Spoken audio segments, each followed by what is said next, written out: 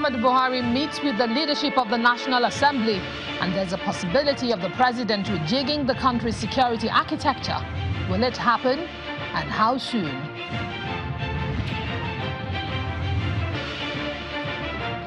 And the Independent National Electoral Commission continues to engage young Nigerians. The focus is clear: gain their confidence, get them on board ahead of 2019. Well, that's our focus on the program today.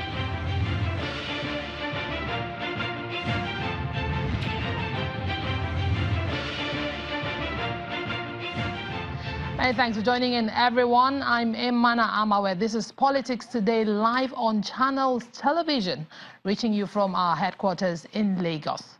While it's 233 days to the general elections, politicians are making their moves, and INEC is engaging stakeholders. But there are challenges to be solved.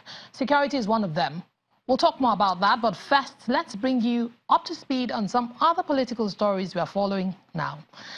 The Nasarawa State Governor, Tanko Almakura, says he may join the list of former governors in the Senate ahead of the 2019 elections. The governor has formally shown interest to run for Nasarawa South senatorial seat come May 2019. He was at the swearing-in ceremony of the State All Progressives Congress officials in Lagos. That's where he formally accepted to contest for the Nasarawa South senatorial seat. And now to other stories. The Independent National Electoral Commission and its partners are engaging young Nigerians to participate in the coming elections. The commission says the plan is to reach out to the youth in the 6 geopolitical zones of the country and for them to take ownership of the process, since they constitute more than 50% of the voting population.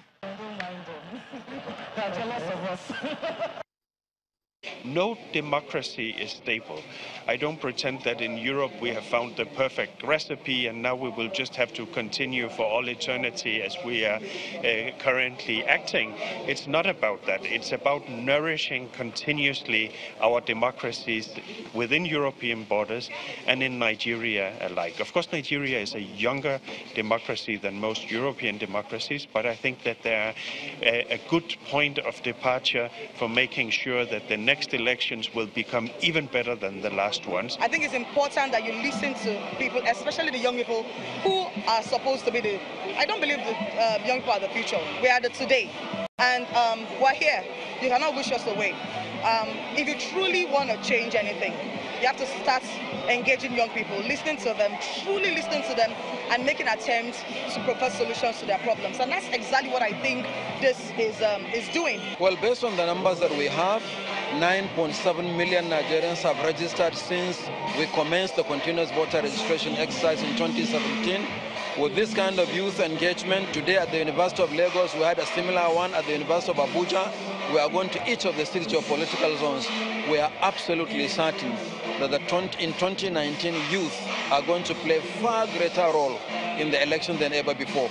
And we're out to encourage that, encourage them to register, encourage them to pick up their PVCs, and encourage them to vote on election day.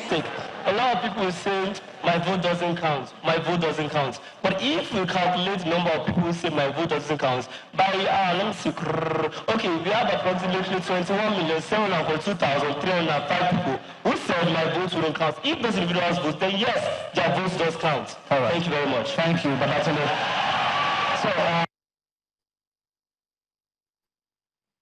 Well, while preparations are underway for the 2019 elections, let's turn our attention to Plateau State, where, well, Plateau has been in the news lately or recently, not for very good reasons, and the All Progressives government, All Progressives Congress has commiserated with the government and people of Plateau State over last weekend's killings in some areas of the state.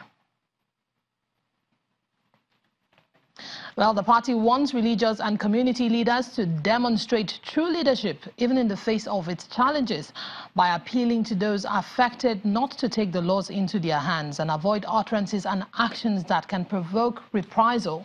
They also urge security agencies to spare no efforts in ensuring the arrest and prosecution of the perpetrators in stemming the occurrence of such violence in all parts of the country.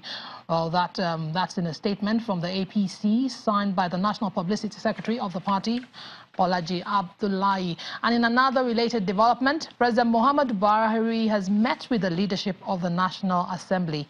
The Senate President, Dr. Bukola Saraki, and the Speaker of the House of Representatives, Yakubu Dogara, arrived at the presidential villa before the commencement of the Federal Executive Council meeting discussions, while they focused on ways in which the legislature and the executive can work together to resolve the issues.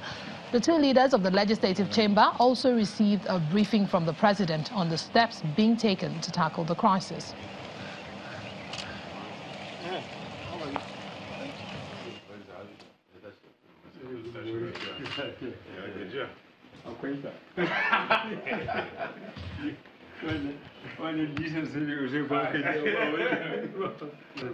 Very, very somber moments for most of us. Situation where people in hundreds are killed, and we cannot continue to tolerate this as government, because whatever it is, we mustn't lose the fight against violence, because we can't lose that fight and still keep our civilization. You go to the northeast, you can see the level of devastation caused by Boko Haram. Everything resembling progress, from school to hospitals to government institutions, everything has been pulled down. And we don't want a replication of this all over the country. And the president has taken in all states, these are security issues. They're not matters that you can discuss. But he's told us what he's doing and the reorganization that he plans to put in place to ensure that this don't happen. And we'll continue to all work towards it. Nobody's happy with it. He is not, neither of us are, and we'll ensure that we all come together collectively to see that, we restore sanity, and of course commiserate with all the families that he's come back. It's our intention to also go and pay our own condolence visit to the people of Plateau. One general appeal at the end of the day is that we must live together in peace and harmony.